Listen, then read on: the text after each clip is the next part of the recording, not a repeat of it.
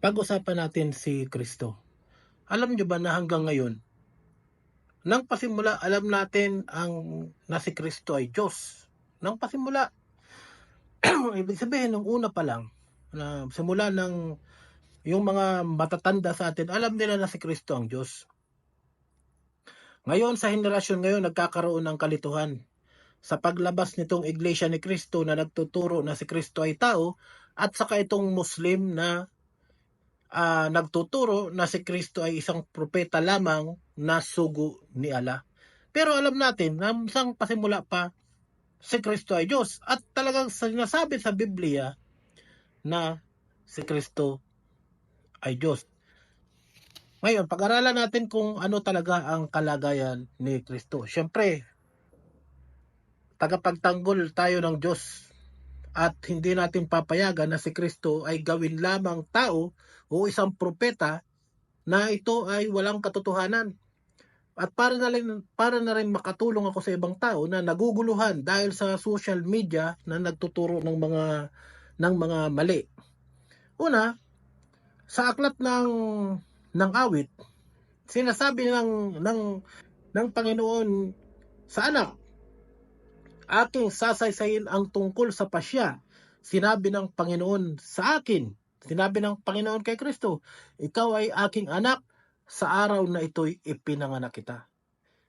Sa awit pa lang ito, simula sa awit. Ngayon tingnan natin, kasi ang pagkaunawa ng mga tao, nagsimula lang si Kristo sa bagong tipan nang ipinanganak ni Maria. Nagkakamali po kayo dyan. Sa aklat ng Hebreo 1:5, ganito ang mababasa natin. Sapagkat kanino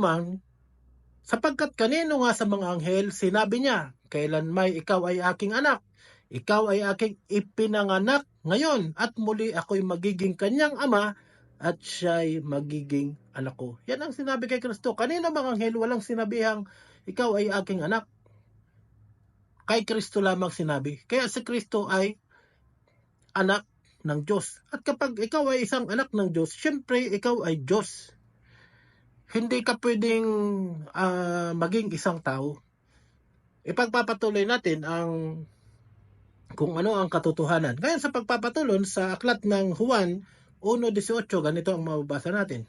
Walang taong nakakita kailanman sa Diyos. Ang bugtong na anak na nasa sinapupunan ng Ama, siya ang nagpakilala sa Kanya. Ito totoo. Sa una, maging sa Old Testament, hindi nagpakita ang Diyos. Paano nakausap ni Moises ang Diyos sa pamamagitan ng burning bush, yung kahoy na nasusunog pero hindi natutupok. Doon sa pamamagitan doon nagsasalita. Saan pa? Sa bundok ng Sinai, yung kumukulog lang na parang kulog ang boses ng Diyos pero walang nakakakita sa Diyos. At sino lamang ang nakakita sa Diyos kundi ang kanyang anak. Sa aklat ng Juan 4:24, ganito ang mababasa natin. Ang Diyos ay espiritu at ang mga sa kanya'y nagsisisamba ay kinakailangang magsisamba sa espiritu at sa katotohanan. Si Kristo, espiritu. Ang Diyos Ama, espiritu.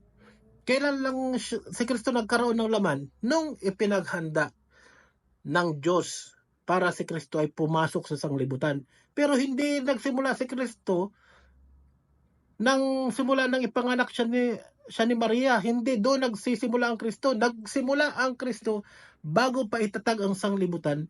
Naroon na si Kristo. Nasaan si Kristo? Kasama ng Diyos, kasama ng kanyang Ama. Nasa sinapupunan ng Diyos si Kristo. Yan, huwag kayong malilito. Sa pagpapatuloy sa John 3:6, 1:3-6, ang ipinanganak ng laman ay laman nga, at ang ipinanganak ng espiritu ay espiritu nga. Sa John 17:5, at ngayon Ama, luwalhatiin mo ako sa iyo rin ng kaluwalhating ang aking tinamo sa iyo bago ang sanglibutan ay maging gayon. Tingnan din yan. Niluwalhati na ng Ama si Kristo bago pa lang ang sanglibutan maging gayon o bago matatag ang sanglibutan. Sa pagpapatuloy sa Hebreo 5:5, gayon din si Kristo man ay hindi nagmapuri sa kanyang sarili upang maging dakilang saserdote, kundi yaong sa kanya ay nagsabi, ikaw ay aking anak, ikaw ay aking naging anak ngayon. Malinaw na malinaw ang pagiging anak ni Kristo ng kanyang Ama. Kaya ang Diyos Ama, ang Diyos na lumikha sa lahat na ating sinasamba, na si Kristo ang tagapamagitan, anak si Kristo. Kaya kung may ibang Diyos na magpapakilala sa inyo na hindi Ama ni Kristo, ibang Diyos yan. Maraming nagpapakilala dyan, baka maligaw pa kayo na magiging Diyos. Sasabihin nila, ito ang Diyos, pero hindi naman niya anak si Kristo, ibang Diyos yan. Huwag na nating pansinin ng mga yan. Sa aklat ng Juan 17:24, Ama, yaong mga ibinibigay mo sa akin ay ibig ko. Kung saan ako naroroon, sila naman ay dumuong kasama ko upang makita nila ang kaluwalhatian ko na ibinigay mo sa akin sapagkat ako'y iyong iniibig bago matatag ang sanglibutan. Nakita ninyo ang punto? Inibig na ng Diyos Ama si Kristo bago palang matatag ang sanglibutan. Kaya nga sinasabi siya ang Alpha at siya ang Omega. Siya ang pasimula at ang katapusan. Siya rin ang babalik. Kaya wag nating isipin ngayon ng si Kristo, dahil ang tao ay puro nakasamaan, kinakailangan mayroong magliligtas o magpapanumbalik ng ating pananampalataya sa Diyos. Ito na ang kanyang anak na si Jesucristo ay ipinadala dito sa sanglibutan. At nang ipapadala si Kristo sa sanglibutan, syempre hindi naman Diyos siya. Mula sa Ama, mula sa sinapupunan ng Ama, hindi naman siya pwedeng ipadala dito sa sanglibutan dahil ang sanglibutan ay physical earth. At tayo naman ay physical din. Tayo may dugo at laman tayo. Ngayon, kinakailangan ni Kristo na magkaroon ng dugo at ng laman. Katulad ng sinasabi dito sa Hebreo 10:5. Kaya't pagpasok niya sa sanglibutan ay sinasabi, hain at handog ay hindi mo ibig, ngunit isang katawan ang sa akin ay inihanda mo. Pinaghandaan sa Kristo ng isang katawan. Yan ay sa pamamagitan nga ginamit si Birheng Maria para gamitin para isilang ang Panginoong Jesucristo. At kaya nga si Virgin Maria virgin dahil ang bata ay hindi kinakailangan ng Ama sapagkat ang Ama nga ang Diyos na nasa langit, ang Ama. Kaya kinakailangan lang na para maganda ang pagpasok ni Kristo sa langit, kinakailangan isilang sa pamamagitan ng sanggol. Naintindihan po ninyo? Yan si Kristo ay binabantayan at yan ang tagapagligtas at lahat ng mangyayari kay Kristo, yan na ang plano ng Diyos. Yan yung tinatawag na plan of scheme of redemption. Plano ng Diyos para tubusin ang tao, mga tao sa kasalanan. Yan ang naway maintindihan ng bawat isa sa atin. Ngayon sa pagpapatuloy sa Mekas 5:2. Ngunit ikaw, Bethlehem Ephrata, na maliit upang lumagay sa libu-libong Juda, mula sa iyo ay lalabas sa akin ang isa na magpupuno sa Israel, na ang pinagbuhatan niya ay mula ng una, mula ng walang hanggan.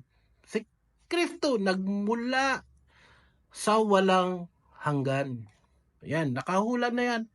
Kaya nagpapasimula pa lang mula sa Old Testament pa lang, inihuhula na si Kristo na papasok sa sanglibutang ito para iligtas ang mga tao. Sana maunawaan natin yan, mga tagapakinig ko. Huwag kayong maguguluhan na si Kristo ay tao. Ngayon sa pagpapatuloy sa aklat ng Juan 1:14, dito mo makikita yung pagpasok na ni Kristo. Una, mga hain at handog ay hindi ko ibig, ngunit isang katawan ang ipaghanda mo sa akin. Ngayon, paglabas ni Kristo sa Juan 1:14, ganito ang mababasa natin. At nagkatawang tao ang berbo at tumahan sa gitna natin at nakita namin ang kanyang kaluwalhatian ng gaya ng sabugtong ng Ama na puspos ng biyaya at katotohanan. Sa aklat ng Juan 6:38, sapagkat bumaba akong mula sa langit, si Kristo ang nagsasalita dito, sapagkat bumaba akong mula sa langit, hindi upang gawin ko ang aking sariling kalooban, kundi ang kalooban ng nagsugo sa akin. Anong sabi ni Kristo? Bumaba akong galing sa langit. Ibig sabihin si Kristo hindi nag-umpisa dito sa mundo. Bumaba galing sa langit, ginamit si Birheng Maria para siya ipanganak. Pero ang katotohanan, sa umpisa pa lamang, si Kristo ay kasama na ng Diyos. At niluwalhati ng Diyos Ama si Kristo bago pa maglalang ang sanglibutan. Inibig ng Ama si Kristo bago pa ang sanglibutan. Sa pagpapatuloy, sa aklat ng Juan 1:1, nang pasimula siya ang berbo at ang berbo ay sumasa Diyos at ang berbo ay Diyos. Ito yung berbo, ito yung logos na sinasabi. Ngayon sa dos, patuloy natin. Ito rin ang pasimula ay sumasa Diyos.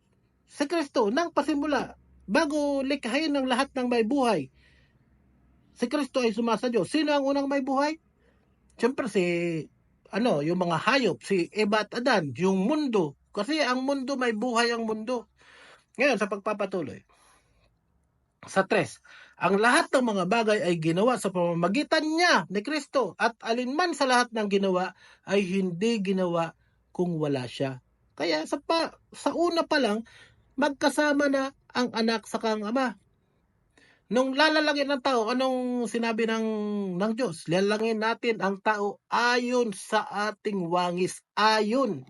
Ibig sabihin may kasama na manlalalang din. Hindi pwedeng anghel, kundi ang kanyang anak. Sa pagpapatuloy, sa aklat ng Apokalipsis 19:13, at siya'y nararamtan ng damit na winisikan ng dugo at ang kanyang pangalan ay tinatawag na ang berbo ng Diyos. Siya ang salita ng Diyos.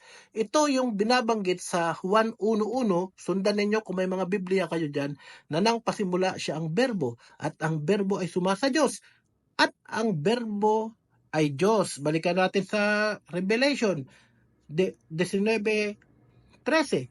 At siya'y nararamtan ng damit na winisikan ng dugo at ang kanyang pangalan ay tinatawag na ang berbo ng Diyos. Sana malinaw yan.